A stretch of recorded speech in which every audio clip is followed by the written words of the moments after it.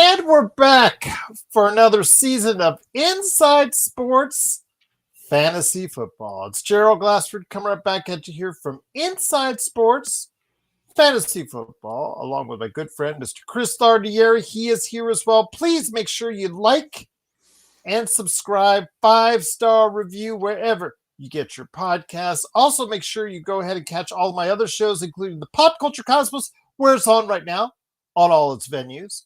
Also, as well, the Lakers Fast Break, where it's on all the venues. All these great places, please go ahead, like, and subscribe. But we are starting a new YouTube channel, Inside Sports Fantasy Football, which will be up in about, I think, maybe this time tomorrow as we're recording. I'll upload this first episode there, and then we'll go from there. Live shows across the platform. Cannot thank you enough for supporting us, but truly appreciate you doing so. And again, please go ahead and give a shout out to anyone that you can about Inside Sports Fantasy Football for anyone who is interested in fantasy football as well. But also, if you have any questions, isfantasyfootball@yahoo.com, Inside Sports FF on Twitter, and Inside Sports FF@gmail.com. You can go ahead and send our question, and I'll either send out to Chris, send out to Joe, send out to Sean, any one of our guys. In fact, I've got a couple others that may be able to stop by during the course of the season as well. So go ahead and check it out each and every week right here at Inside Sports Fantasy Football. But after all these years, of course, one of the great men behind Inside Sports in and of itself, I latched on to Inside Sports years ago, but I'm not the originator of that. But one of the men who is here today. It is my cohort in crime when we go to the field, get there, into the huddle, and get ready to play some football. It is Chris Lardieri. Chris, glad to have you here. I see you set out the messages for fantasy football already for the league that we're in. I noticed some inflation. Yeah. I'll say that as far as, like everything else gets more expensive. This got a little bit more expensive too. I noticed that. So I just said, I see what you're up to. A whopping $5. I figured, maybe a little more skin in the game. People take it more seriously besides you and I, not mentioning any names. But Dom and I were thinking about it. I'm like, why don't we just raise it a little bit? One of my other leagues did. So much like the economy, if my competitor raises prices, so can I, right? Absolutely. NE is already out there on the chat. Truly appreciate you joining us. He says, stay away from the Bengals O-line. It's horrendous. Paid all that money for skilled players just to get Burrow killed. That does not bode well for one of the highest ranked quarterbacks that out there. I would also, whether Joe's not been on the fence at all, he's really not been a big supporter of Caleb Williams. But if you are, I would even advise hedging my bets on that, because when they're playing, hey, let's get a left tackle off the street to find a left tackle to go ahead and play in the game, that gets kind of concerning for me as well. So just a little bit of tidbits there. We're going to go ahead and give you, of course, the next hour. And, of course, truly appreciate you throwing in your questions as well, because the fantasy football drafts, they are going right now. They are flowing. They are going wild. They're running wild. Fantasy football is, Chris, you can truly say now, is a $1 billion venture from what we were doing way back when. In fact, I was at Barnes & Noble's earlier today, and they still had the fantasy football magazines, things of that nature. But it's just a small bit of the newsstand at Barnes & Noble. I remember back in the day in the 90s when it was these huge Street and Smiths and other, these other outlets that were covering it, and they had these huge Bibles for each and every year that they would go ahead and put out there, and there'd be sections devoted to fantasy football. It's all changed, my friend, but yet, in many ways, it stays the same.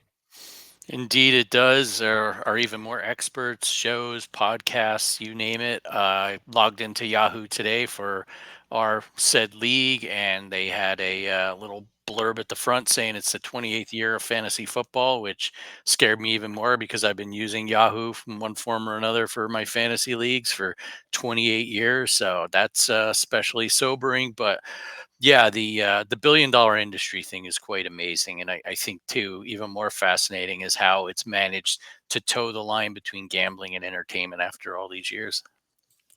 One thing I wanted to ask you, I don't know if you've noticed, there's these new, they're trying to tweak fantasy football to bring in more people, obviously, to bring in more younger players in there, plus also as well try to get people to diversify their fantasy football. There's some new things, new twists added to the old fantasy football. There's higher stakes involved. There's games that both ESPN and Yahoo are promoting that are outside of the traditional norm of what we know as fantasy football leagues. If you could go into it a little bit, if you've been bombarded with the advertising for it, because I have, because again, it's about the ever-changing face of fantasy football from what it once was to what it is now.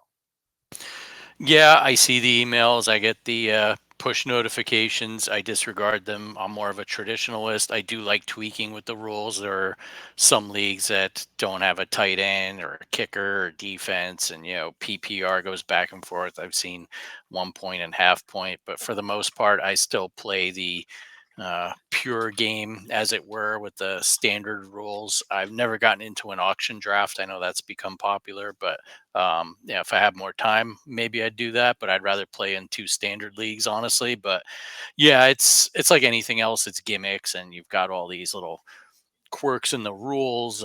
When to take my car to get an oil change, and the guy I usually deals with is telling me about one of the leagues he's in that's got all these crazy rules, and I just zone out at a point, and I'm like, I don't think I can handle it. I don't know if it's my age or that I'm more of a traditionalist, but I'm old school and unabashedly so.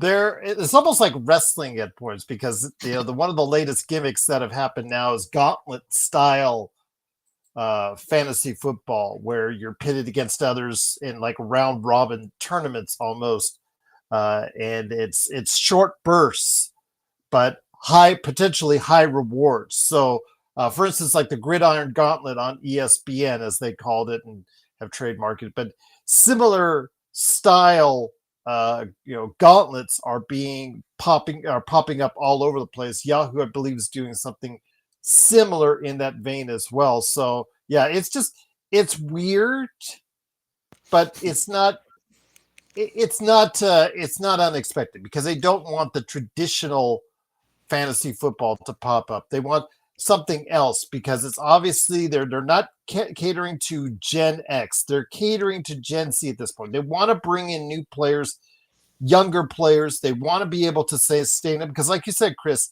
28 years. It's actually, for me, going, I think, on 30, I want to say 30 years right now will be Wow. this year, I think, if that's the case.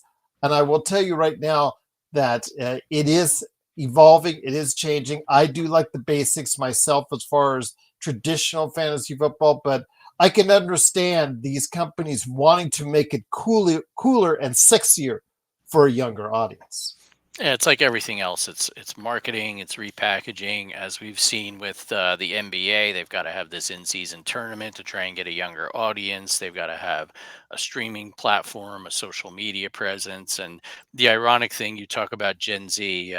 Tom and his friends are having a draft coming up next week, and I was lucky enough to chaperone it, for lack of a better term. Just hung out there and watched some college football games while they drafted, and made sure no one mess with them with the bill. But their league was basically the same rules that the ones that you and I play in. Their draft was the same. There's a lot of similar smack talk, going back to the days when we used to do in-person drafts. So gives me some hope. But yeah, I get it. Gimmick is the perfect word, and I've heard about these gauntlet ones, and that's another one that gives me a headache. I'm just like, give me my standard fantasy football, and we'll take it from there.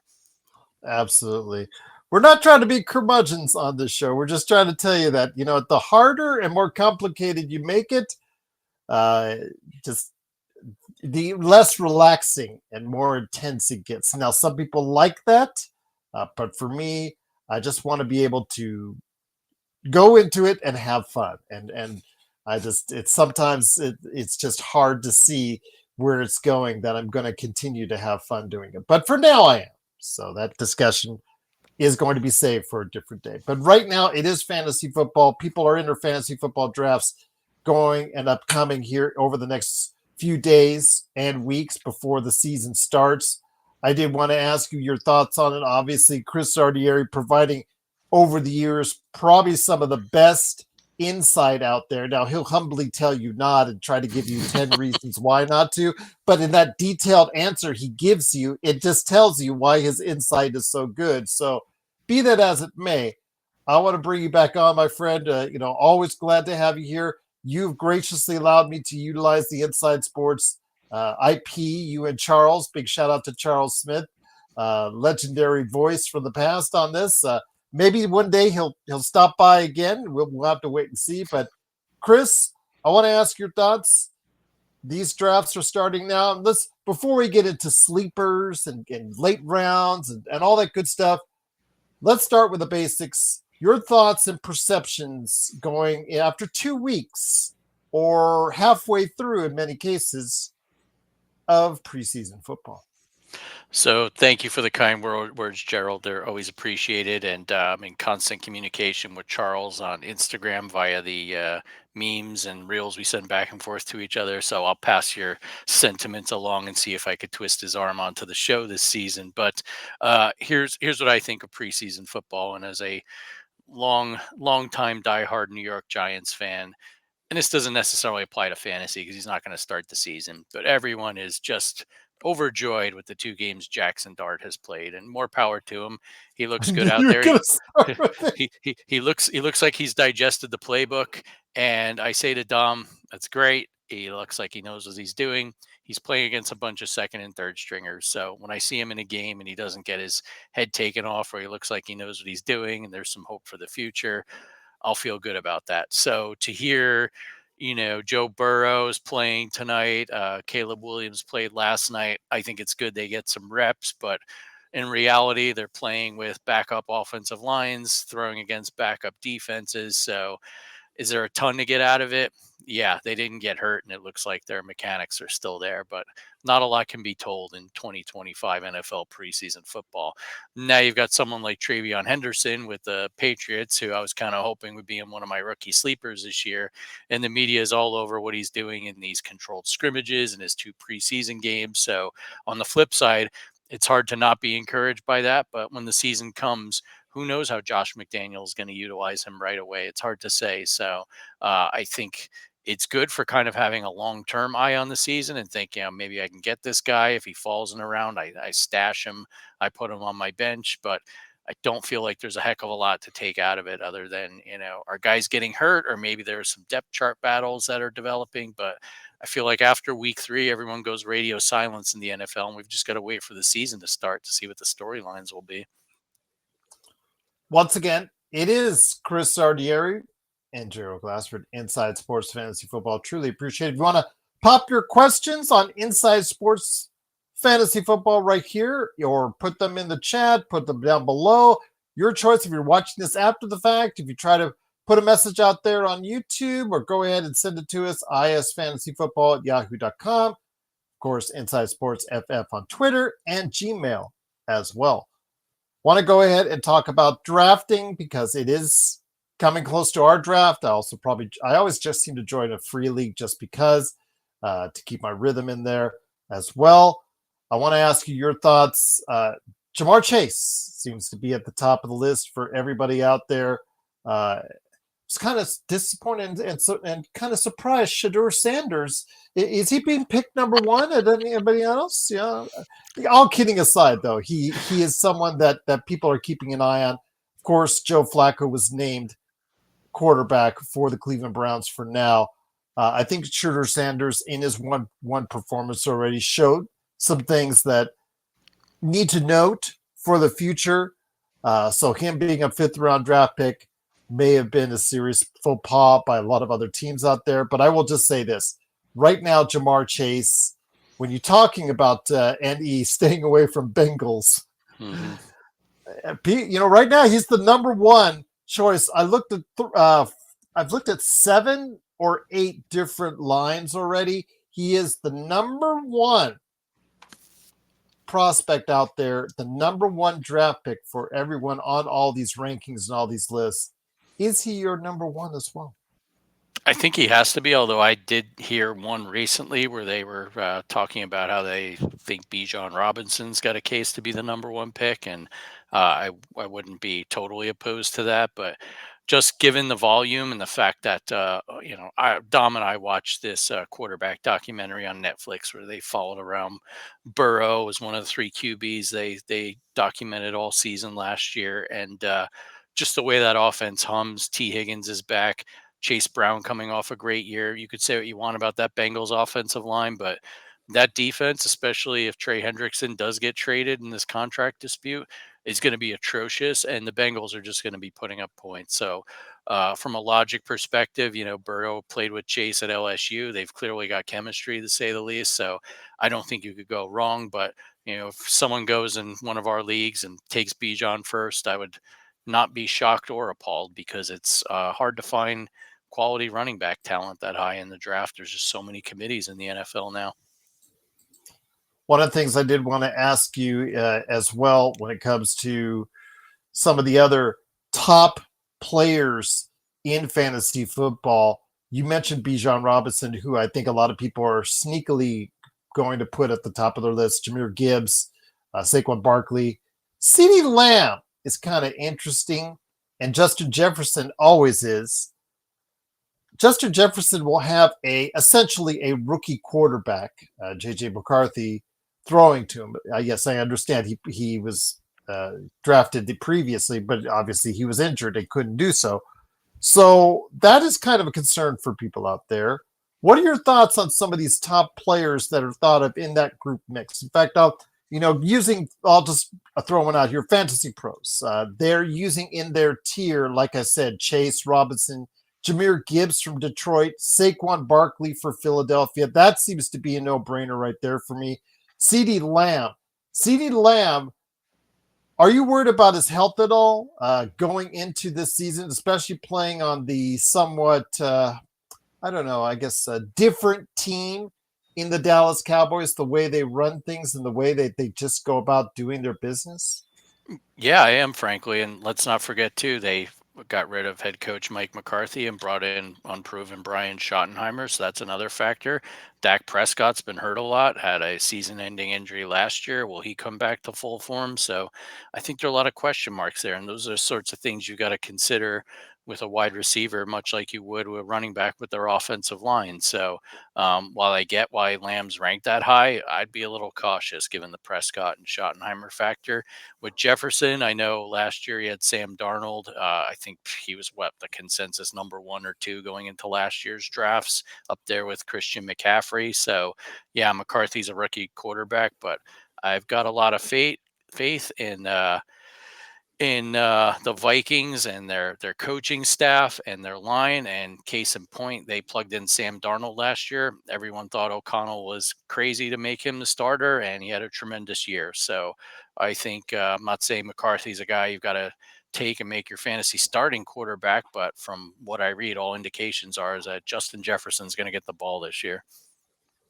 That's one thing I did want to point out and wanted him to make him his own section for the past few years. Christian McCaffrey, until he's had his issues, was the definitive number 1 player in many people's eyes in fantasy football. He's won, back when he was healthy and playing full seasons, he was winning people leagues, and it wasn't even close in some occasions. So we turn to what we've seen since, and the shine has kind of been rubbed off when it comes to Christian McCaffrey because of his injury status. Obviously, last year, the horrible year for San Francisco, a team that many people thought was actually going to do a lot of good things last year and unfortunately didn't, because a lot of it based off of injuries.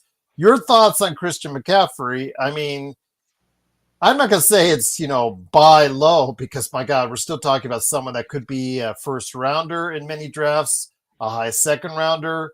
I don't think he gets out of the middle of the second round for in almost any draft that's out there. Your thoughts on where Christian McCaffrey stands? Is he still an elite fantasy football player that you need to look at in your top 10 picks? I think he's an elite fantasy football player. My problem is I don't know with his health. It's just been a continuing saga with him. I mean, he looked good last year when he was starting and healthy, but are you going to get 16, 17 games out of him? Probably not. But that said, I think the risk return is there. If you've got the intestinal fortitude to take a flyer on him late first round, early second round, you're going to get a guy who is the man in San Francisco, a team that signed Brock Purdy to an extension. I know they lost Debo Samuel, but they've got weapons. They've got George Kittle. They've got a fourth place schedule, and I trust Kyle Shanahan and his offensive scheme. So if there's a run on running backs, I think I'd rather have a Christian McCaffrey over a Brees Hall, for instance, if you've got the patience to wait around for him. But that said, you better draft another quality running back behind him, because if he does go down, there goes a lot of points. And then the other thing too is you never know who the backup's going to be in San Francisco. Whenever McCaffrey gets hurt, it feels like this is a revolving door committee that Shanahan likes to institute. So I couldn't tell you who to take as his handcuff. Once again, it is Chris Lardieri along with me, Gerald Glassford. It's Inside Sports Fantasy Football. Michael says, let's go Rams. There you go. There's going to be a lot of Rams out there as far as people are interested in when it comes to fantasy football, indeed, including Puka Nacua, who seemingly is healthy, and he is being thought of as a very interesting pick in the first round if you can go ahead and get him. But I want to ask you this. Puka Nacua is a wide receiver.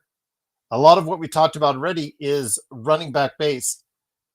Talk to me about what your observations are about where the league is going. Is it trending back towards running back? Is it a divisive split between teams devoted to the run or the pass? Tell me where you think we're at, because it is very important, if that's the case, on who you select in your first 2, 3, 4 picks in your fantasy draft. I think it's still a passing league, but the pendulum, thanks to Saquon Barkley last year, is tilting back towards the running back side. And you're seeing teams like, for instance, Dom and I had Jameer Gibbs last year in one of our leagues, led us to the playoffs. So you get a guy like that, you're going to get a ton of points, a plug and play guy you don't have to worry about. I know David Montgomery's injury also helped him at times, but regardless, you can find yourself a guy who is the man and is going to get all the carries. I think you draft him. So you definitely need a running back in fantasy football. You look at the Chargers with Jim Harbaugh, even though he's got Justin Herbert, he's going to want to run the ball and control the line of scrimmage. So you gotta kind of take it on a case by case basis and hope there's not these three-headed committees like Sean Payton seems to like to do in Denver, and try and find the proverbial man and draft him, because you can pick all the receivers you want. You could take a Josh Allen or a Lamar Jackson really early in your draft, but you've got to have running backs if you're going to win fantasy football. At the end of the day, the team with the most points wins each week, and you can't get it all from just one or two positions. You need to be well diversified. We have a question in the chat. JY, great to have you here, my friend. As always, a great part of what we do at the Lakers Fast Break. He said, besides Thomas for the Jacksonville Jaguars, are there any other impact players, meaning players that you think could start or be a key member of your team as far as alternates, things of that nature, players that you think you can utilize from the Jags? Or do you still think they are as inept as always there in Jacksonville? I'm a big BTJ fan. Had him last year. Another example of a rookie that Dom and I stashed, and before you know it, he's putting up numbers left and right as an everyday starter. It's tough, especially with that running back situation. I know some people are high on Tank Bigsby, but who knows who's going to be the starter there, if that's going to be a rotation. But I mean, you cannot deny Travis Hunter. I mean, the Jags traded next year's first round pick to get this guy. It looks like he's going to be a two-way player, but I think they're going to utilize him as a receiver. And if Trevor Lawrence can't get points or put points on the board, throwing to those two guys in Jacksonville, I don't know who can. So I think Hunter's worth a look. Now I wouldn't take him super early, but he could be one of these guys once he gets going, and with Thomas on the other side of the field from him at the line of scrimmage, that's only going to help him. You can't just key on one guy in Jacksonville now through the air.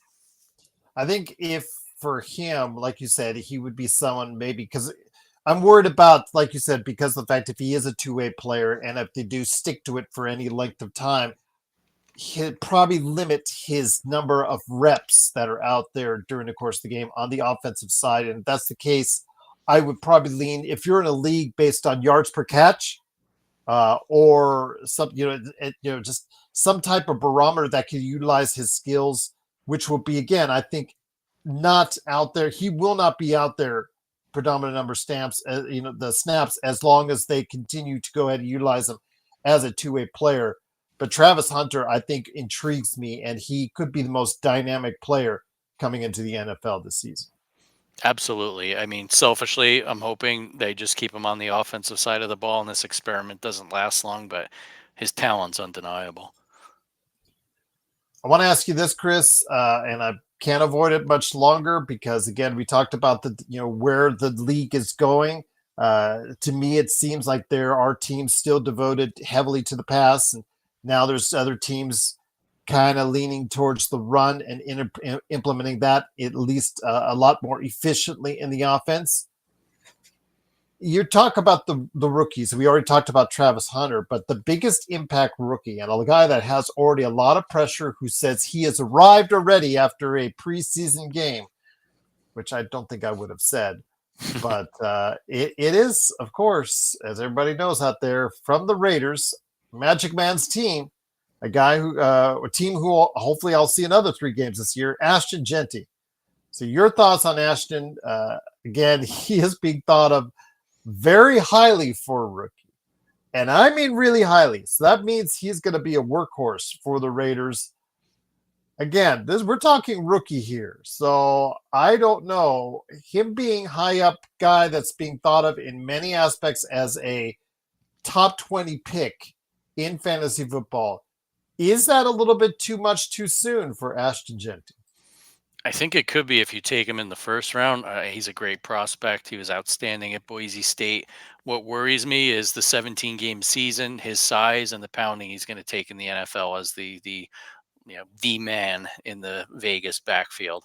I know they got Geno Smith, they got Pete Carroll now. They've really cleaned house there and turned things over. But we saw Geno struggles last year with the Seahawks. Is he an improvement at quarterback for the Raiders? Yes. Is he the long-term answer? No. So we'll see. And the thing is, too, the Raiders play in the AFC West, which has three playoff teams, 3 teams with strong defenses, and those are 6 games and right the there Raiders are going to be tough. Okay. There's 3 teams, really good teams, and then there's the Raiders. Yes, I hear you. But, exactly. Sean actually has some hope. Sean has actually some hope. I've talked to him about this on the Lakers Fast Break, that they could do some things, maybe get a break-even record. I don't think he has like championship hopes or Super Bowl hopes for them, but just looking like something that they can go ahead and maybe make their way as a 500 team. But yeah, just any other rookies right now that are yet you think people might need to take a chance on? I shy away from rookies. I'm not going to be dishonest with you. I kind of shy away from rookies unless it's the later rounds, unless I see somebody with some intriguing type of skills. I'm just worried, again, when you come into a league like this, which is so vastly different, in my opinion, than college football. NFL is you go from a boys' game to a man's game, in my opinion, when you upgrade to college NFL. Again, I understand these college games. You get some of these great teams. They're really tough. They're really great. They're almost like NFL linemen. They're almost like NFL players. For the most part, they're almost putting out like NFL teams. But when you graduate and you get drafted or even undrafted, when you make the NFL, to me, it's a different league altogether. The physicality is so much more expounded upon. there's so much more potential for injury, in my opinion. Your thoughts on any rookies that might be able to break out of the pack and surprise and get people some good numbers this fantasy football season? Yeah, so it looks like the rest of the world has caught on to my initial thought. And as I mentioned, Travion Henderson with the Mhm. Patriots, I agree it's hard for rookies to make their mark. The Jaden Daniels and BTJs and Malik Neighbors of the world are kind of outliers to be that great that soon, but there is the potential for that. You've got Hampton with the Chargers. You know, Najee Harris never learned what we did as teenagers: don't play with fireworks, and messed up his eyes. So Hampton's going to be the guy in an offense, like I mentioned earlier, is going to be more run focused this year. On the quarterback side, I'm not advocating taking him, but if you want to take a flyer on the guy late and stash him just because he's going to play on a not great team and they believe in him as the number one pick, Cam Ward with the Titans. I'm not saying he's a fantasy starter, but you want to take a gamble and stash him and think, he's going to be on a bad team. Um, Not saying he'll be Jaden Daniels, but expectations are low. He's got some receivers there. Maybe in the second half of the year, he figures it out. And it's a guy, if you got an injury or maybe a bye week plug in you need, maybe it's worth taking a shot on Cam Ward. We shall see that the talent's there. It's just the decision making I worry about. And then a lot of people are talking about Tet McMillan, the Arizona wide receiver that the Carolina Panthers took. I watched this guy play in college. He's a phenomenal talent. The knock on him is he focused and interested enough? I don't know, but the Panthers in year two with Canales as head coach, Bryce Young kind of resuscitated off the scrap heap, as it were. Kind of played pretty well down the stretch last year. There were some glimmers of hope. If they are going to throw the ball, I think he'll be a focus. So that's another guy. Maybe you take him, you hold on to him like people did with BTJ last year. I'm not saying he'll be that, but don't expect dividends immediately. Have some patience, and that's the key with the fantasy draft. Once you get past those first few rounds and you've got your core group of talent, got to start taking flyers of guys that sit on the bench for a few weeks, but you think long term might pan out. Especially if you're in dynasty leagues. If you're in dynasty Oh, yeah. leagues, then you definitely have to start thinking about younger players being able to transition into those players and be able to get them on the cheap or on the low and be able to go ahead and utilize them going forward. So I get that. I understand that. But for regular PPL leagues, yeah, it's going to be interesting to see how many people just put all their weight behind Genti for the Raiders, Hunter, just might even see some Shadur Sanders picks out there. So it'll be interesting to see how all that plays itself out with the rookies there. Again, I think this is a better rookie crop than most years. So I do see a lot of these rookies getting some time under the sun. And that doesn't mean you can't pick them up during the course of the season, because some of the best pickups and additions that you make during the course of the season might be rookies that are still on the waiver wire, my friend.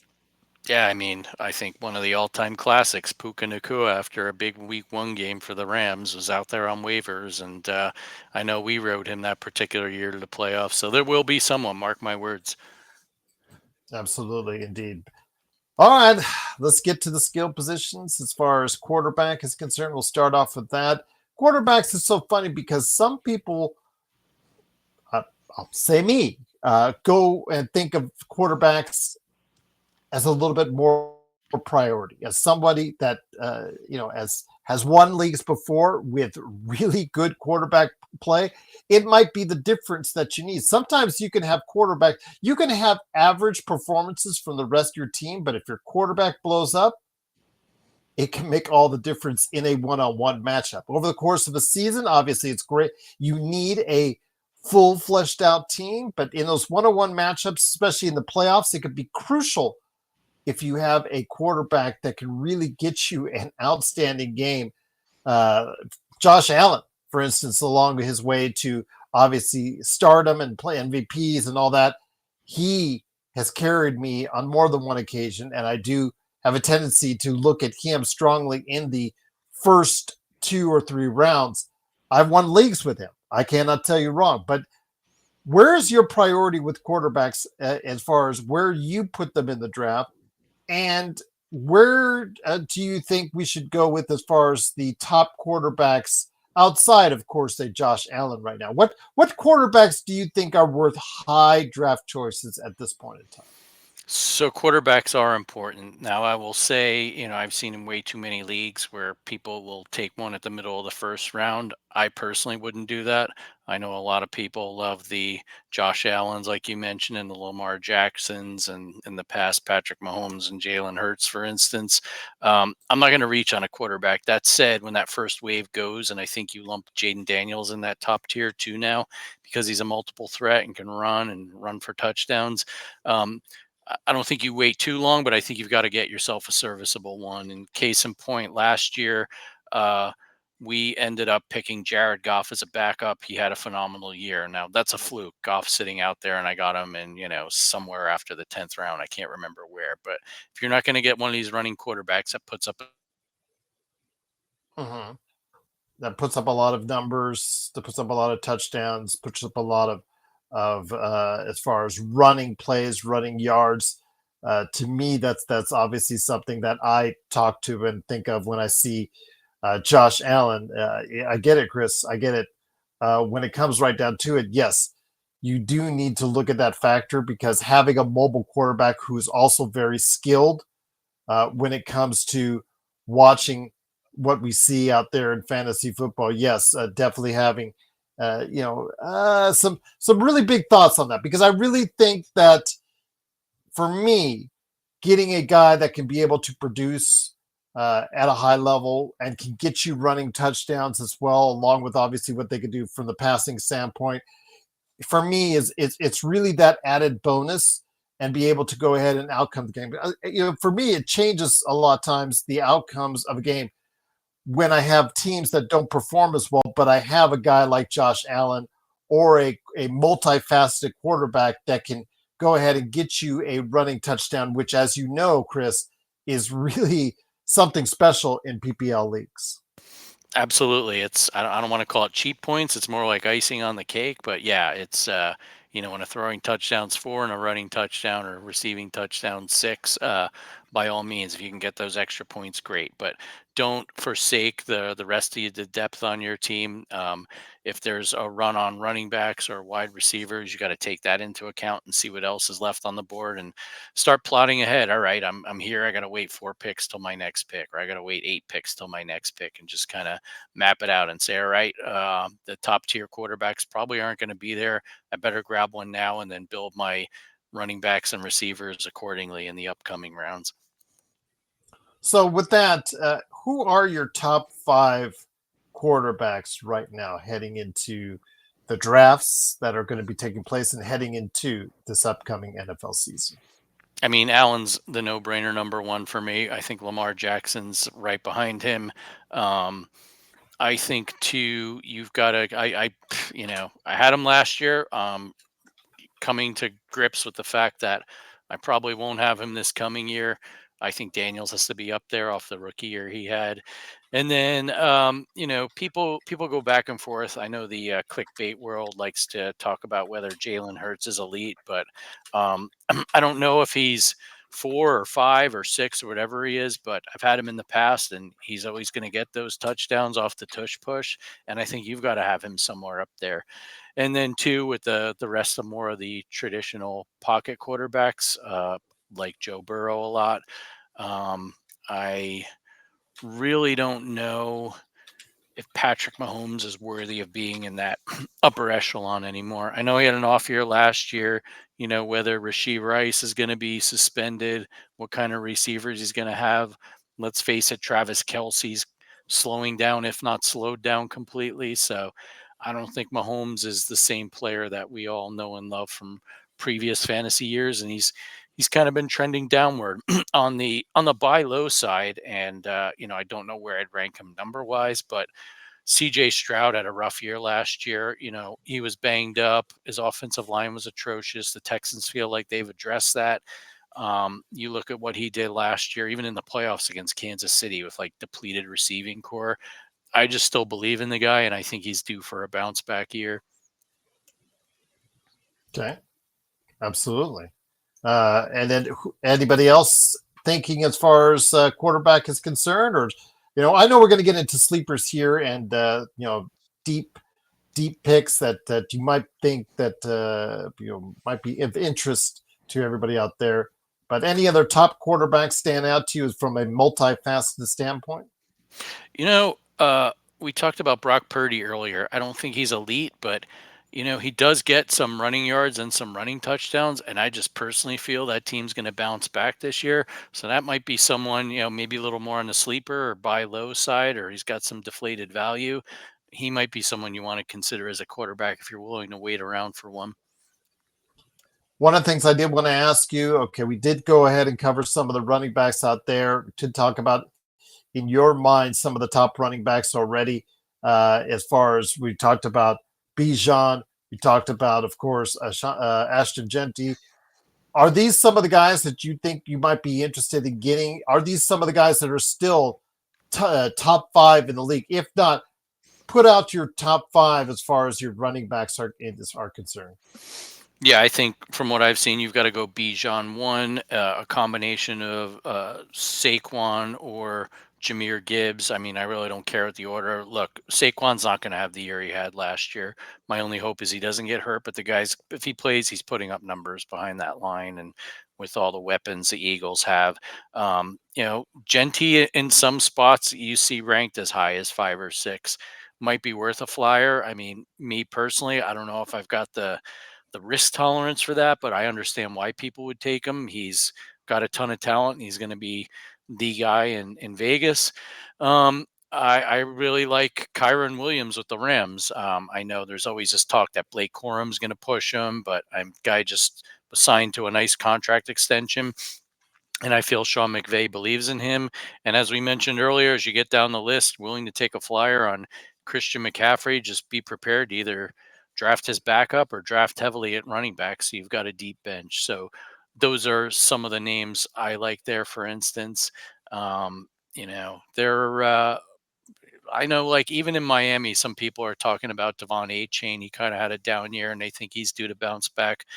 I believe in him, but what worries me is if Tua does get hurt again, gets another concussion. Do you know who his backup is? No, they don't. The former Jets great Zach Wilson. So that. Oh no. But on the flip side, if that's what happens, I think A Chain's going to get a lot of touches, both running and receiving, and that's the thing. Some of these guys might not get a ton of rushing yards, but those, if you're in a PPR league and you get guys that can catch the ball, those are some nice extra points you can get at the running back position.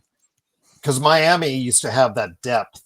I remember at the running back, they used to have not too long ago. They used to have some really nice depth, and so when Arcane got injured, there would be someone else that would step up. But obviously, with the salary cap and the way it's structured, you just cannot hold on to a specific position like the running back, wide receivers, quarterback, what have you. You're able to prioritize more, but running backs for a while have not been a priority in the league, and it's clear that now that it's starting to trend to do so for more running in the league. Running backs now are become a higher priority around the league as far as who they need to have carrying that ball for 2 or 3 carries. Absolutely, and then that's the thing to consider too. Maybe these guys don't play every down, but if they're a third down back and they've got a chance to get some passes, I know Gibbs, for instance, got us some nice yards as a receiver last year. So make sure to look for that when you're considering your running backs. We talked about Jamar Chase at wide receiver being almost the universal number one in almost every rankings that are out there. CeeDee Lamb, Justin Jefferson, all considered top 5 material as well. Who else do you think sneaks in there as far as a first round wide receiver option out there? Because again, wide receivers, yes, there is a tendency to start leaning towards running backs, but there are some teams still heavily reliant on passing as well. Yeah, I think you'll see two names like Puka Nakua and Malik Neighbors from the Giants sneak in there just because they're the clear number one guys. And I know there's concern about Stafford and injuries again, but I feel like that's every year with Stafford. Puka's going to get the ball, and with Devontae Adams, who's another sleeper I like on the other side, I think it's going to be hard to just key on Nakua this season. Neighbors had a phenomenal season with a revolving door of crap quarterbacks last year. So even if Russell Wilson doesn't last the season, and it is the chosen one, Jackson Dart, that guy's going to find a way to score points. And then, later on, moving into the second round, for instance, or even the third, you got guys that are just reliable and put up points year after year, like Amon-Ra St. Brown, Nico Collins from the Texans, who I've had before. I think he's a favorite of CJ Stroud. And then, too, like we mentioned, BTJ down in Jacksonville, and another old standard, AJ Brown in Philadelphia is going to get the ball. I know he's getting older and he gets paid a lot of money, but the guy just always seems to hook up with Jalen Hurts for touchdowns. So until he shows me otherwise, I think he's worth being drafted.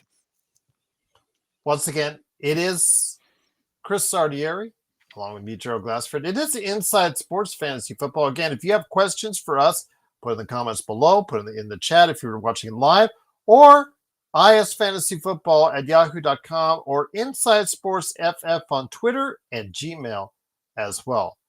One of the things I did want to ask you, obviously, when you're going through, again, this is a fantasy football primer for you guys, because you guys are about ready to get into drafts if you haven't already. Obviously, we look as far as what makes the team initially is your first top 3 picks, but those middle rounds are key, are very important to a lot of people. You can find some really good sleepers from time to time. Obviously, managing the waiver wire is great, and some people, like you said yourself, with Puka Nacua, have picked up waiver wire hits that have absolutely done really good for you. But with that, a lot of people are still looking for fantasy football sleepers in rounds 4 through 10. Who do you have as some sleepers that people need to keep an eye on right there for you? Yeah, so I just blew it and mentioned one of them, Devontae Adams, and you say, how is he a sleeper? Well, he really didn't have a good year, and coming off a disappointing year back in 23. I think he's going to get involved in the offense with the Rams pretty heavily, and if people aren't paying attention, they just go looking at one of their magazines, like you mentioned, from Barnes and Noble, and they see him down the rankings, they're going to be like, oh, yeah, he had a bad year. I really don't want anything to do with him. Another guy, at least from the receiver side of things, I mentioned Cam Ward earlier. I don't think the Titans are going to be very good, but his main target this year is going to be Calvin Ridley. I know he seemed to bounce around the league a lot, but he's going to be the guy in Tennessee, and there are worse wide receivers you can have. At the running back position, I'm curious to see. He had a good rookie year. Tyron Tracy with the Giants. I think he's going to be the man there for now. Hopefully, their offensive line is improved. They're going to have to run the ball. I just don't believe in Russell Wilson throwing the deep ball. But you want to get into a deep sleeper later in rounds. This guy was phenomenal in college. We saw him in the college football playoff. Cam Scadaboo out of Arizona State. I think if you're willing to take a late round flyer on him and stash him, by all indications, he's looked good in camp. Maybe you hold on to him if Tracy isn't producing and the Giants want to give Scadaboo a shot. That's a real deep sleeper I'm giving you here as a Giants fan. And then 2, a rookie sleeper at the tight end position. You're going to call me crazy on this, but why would you want anyone from the Colts? Is his name Warren, from the rookie tight end with the Colts. He, kind of fell to the Colts. I think the Bears had a shot at taking him and passed on him. Are you I'm not talking saying about Tyler Warren? Tyler Warren. I'm sorry. Yeah. So he really, coming out of college, was highly regarded, and I think he kind of fell in the draft, which was a surprise to people. Is he going to be this year's Brock Bowers? I don't know, but I feel like he's going to get a lot of looks, regardless which atrocious quarterback the Colts trot out there to start week to week, Daniel Jones or Anthony Richardson. I think both of them are kings of the check down at times, and they're going to rely on their tight end. So I wouldn't be surprised if you're, looking for a tight end and there's not a lot out there. Don't forget about him in maybe the middle to mid late rounds if you need a tight end and all the good ones are gone. Johnny says, yes, he was asking for my favorite team, and I told him it was, as I've told you on the show before, it is or it was the Raiders back in LA, but they broke my heart when they left. Little did Yeah. I know that they would leave again. But he says, Johnny, Gerald, the Raiders are in Las Vegas now. I said, yeah, I know. I go to their games, but it's not the same, guys. Go to a Raiders game. If you come to Las Vegas and you go to a Raiders game, you will understand. It's just not the same. It's the whatever you, if you're an Oakland Mausoleum fan, you liked it as far as what it went on there, or if you're an LA Raiders fan like me, it's just not the same. It's just not the same. It's very homogenized. The road team, it's got usually almost the same amount of people there as Raiders fans, if not more. Like last year at Pittsburgh, it was actually against Pittsburgh, it was actually 70% Pittsburgh in Las Vegas, 30% Raiders fans for that one. So yeah, it's not the same, Johnny, that it was. But yeah, like you said, maybe Pete Carroll will go from there. We'll get this team going. But I know that Magic Man, Sean Grice, he is a Raiders fan and he is hoping for big things. And Joe Soro as a Pittsburgh fan, and you, Chris, as a New York Giants fan. I'm just an NFL fan. I love to see the action. I love to go back and forth and watch from game to game to game. That's going to be getting a lot harder to do because of where the NFL rights are going at. I mean, the NFL Red Zone is being bought out by ESPN. Can you explain a little bit more right now about what's going on with the rights for the NFL as we head into the season and where fans really need to start focusing on where they need to watch NFL football? Yeah, it gave me a headache. I had to actually read this a few times to figure it Well, you out. So, just try the NBA, my friend. Just try the oh yeah, NBA. that's a whole that's a whole Yeah, I had to series of explain that the other podcasts. night. Never People mind a going, show. huh? Yeah. So it's ironic. Everything is all bundled together. They break it up and then it'll become bundled again someday. So ESPN bought the rights and some sort of deal to share a stake in the NFL, and they swap some things. And so essentially, ESPN controls the rights to red zones, I believe, starting after this season. But here's the catch: they get the broadcast rights to red zone, meaning where you watch it on your TV or whether you use YouTube TV or wherever you use the archaic cable companies, let's say. Cable. Yeah, but Mhm. the NFL still owns the right to the streaming where you purchase it through their app or watch it on NFL.com. How this makes sense to me, I don't know. Consequentially, the ESPN now has the rights to the trademark term red zone, so they think they're going to do a college football red zone or an NBA red zone. I don't know how red zone applies to a basketball game, but I guess for college football, it could kind of transfer over there. But yeah, ESPN's going to have control of it. Who knows if Scott Hansen will still be doing it long term? Although I think I already signed a contract extension this year, but you got that. You've got, you can watch your local games on your CBS, Fox, NBC, ESPN for Monday Night Football, wherever you get that. But don't ask me where you can find it if you don't subscribe to cable or YouTube TV or Hulu TV or whatever it's called these days. Don't forget Netflix. Don't forget Oh, Amazon. yeah, so Amazon still got the Thursday night games, and Netflix now is a series of games on Christmas that are going to pulverize the NBA, which once had the exclusive right to the only sports on Christmas Day and night. And so they're going to essentially kill them in the ratings again this year. And yeah, there's always all sorts of talk of where things are going to go to. But, for the time being, at least we know CBS, Fox, NBC, and ESPN will be showing football games, and Super Bowls. They'll rotate every 4 years. So before we head on out, my friend, I wanted to go ahead and ask for some final advice. We'll be obviously coming here, try as many as during the course of the season. We'll be here every week. We'll try to hit you guys up with probably one more episode before the start of the season. But I'm using this as the primer. So you guys, if you want to get the best advice for your upcoming drafts, because of the fact that there are a lot of drafts are going to be taking place this week, this weekend, next week, want to make sure you guys get in something right now for that. So with that said, my friend, about 5 minutes left. I want to hear your thoughts on what your best advice. Let's say you get one of those Gen Zers. In fact, you have a Gen Zer as a son. Now he, as a sports expert, born and bred, he doesn't need any help. You, as you often said on this show, that he has advanced.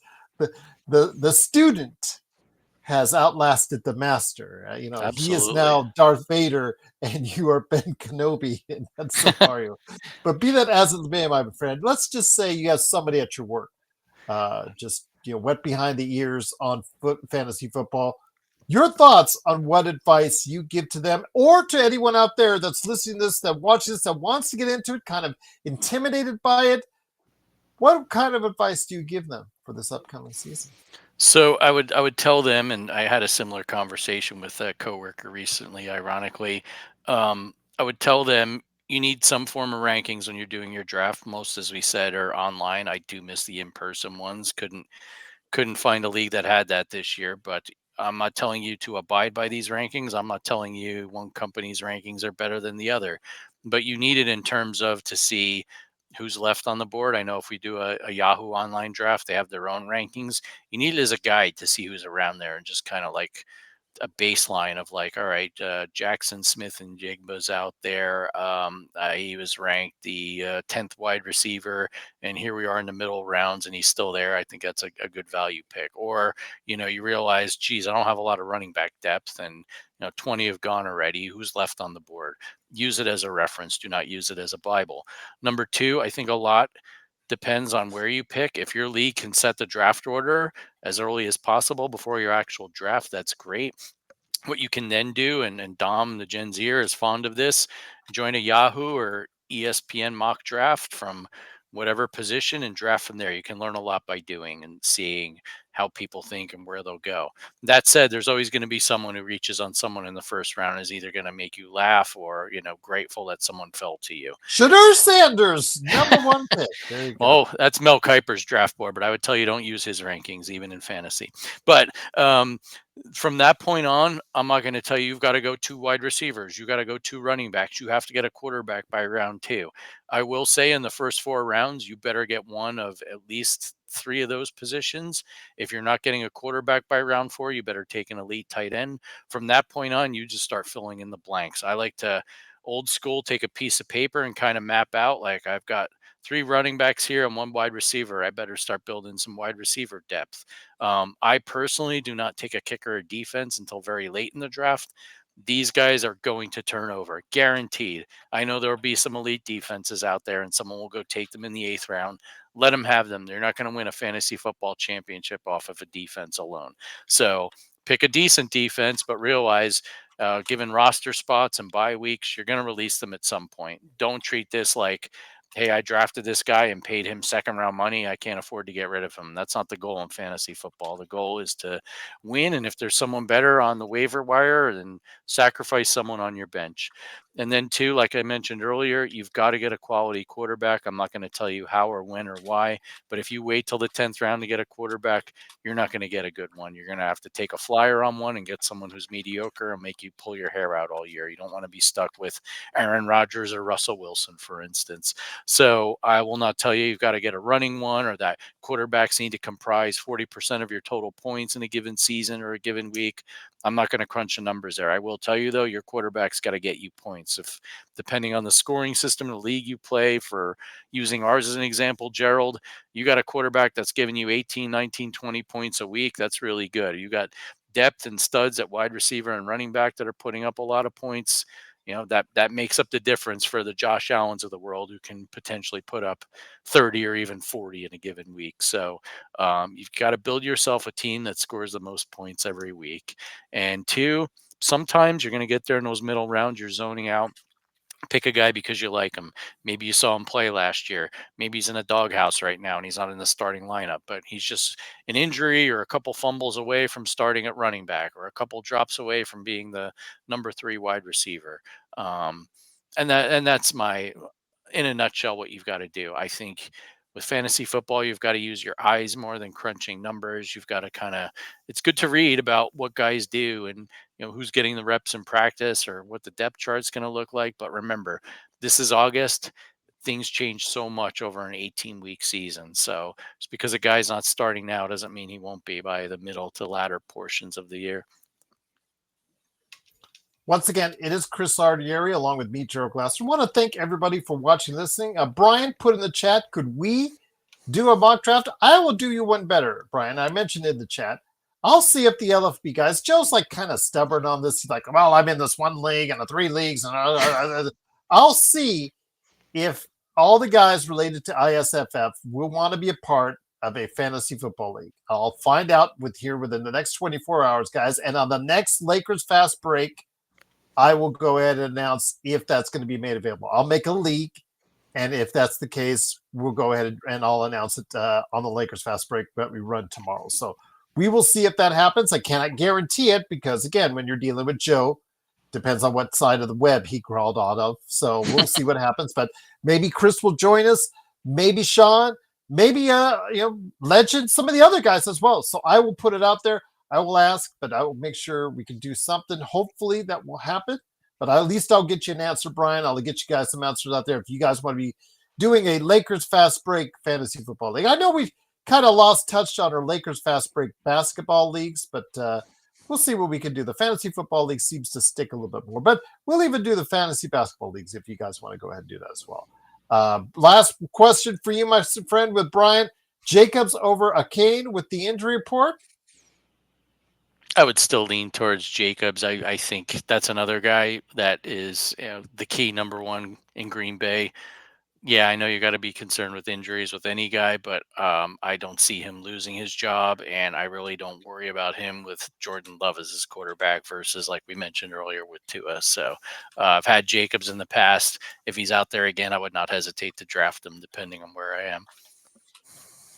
That's another great question that was out there. If you guys have questions as well, I put it out there to Johnny on the Bucks because, again, I think that's all riding on Mayfield and to see where if he can actually find the magic once again. We'll have to wait and see. Will his wideouts 1 year older be able to go ahead and produce the kind of yards that we now are looking at for the Tampa Bay Bucks? But we'll see how that happens. But we will be back at least one more time before the start of the season. It is Chris Lardieri along with me, Gerald Glassford. And again, you can go ahead and get in touch with us. Put a comment below. isfantasyfootball@yahoo.com, Inside Sports FF on Twitter, or insidesportsff@gmail.com. And I want to make an announcement as well. We have started a YouTube channel specifically for Inside Sports Fantasy Football Podcast that's now available on YouTube. So go ahead, like and subscribe. I'll be uploading this to there. So I just started today. It will go ahead and that's where we're going to put the main bulk of our fantasy football stuff there. But so glad that everyone could join us. Truly appreciate you doing so. It is Chris Lardieri. Chris, cannot thank you enough for stopping by. Any last thoughts again before we head out there? Gerald, it's great to be back. I think if I can still count correctly, this is the start of season 7, and I don't know where the time's gone. But again, thank you for the opportunity. I'm glad we're continuing to trek along. Johnny, that's a good question on the Steelers quarterbacks.